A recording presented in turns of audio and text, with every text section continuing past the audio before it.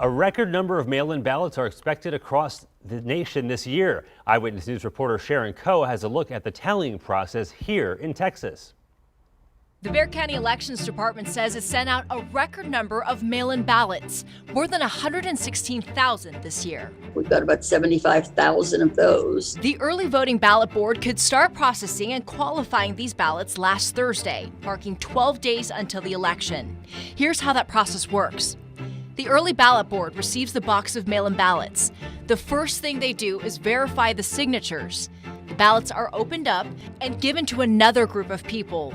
Then they separate the main ballot envelope from the secrecy envelope with the ballots inside, placing each in different boxes.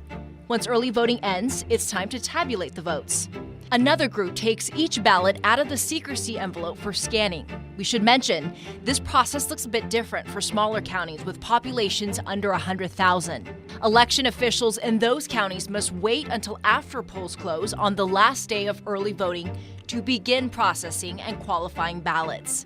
These areas must also wait until polls open on Election Day to start tabulating votes. And we'll process those ballots, but again, we do not remove any of the results until Election Day.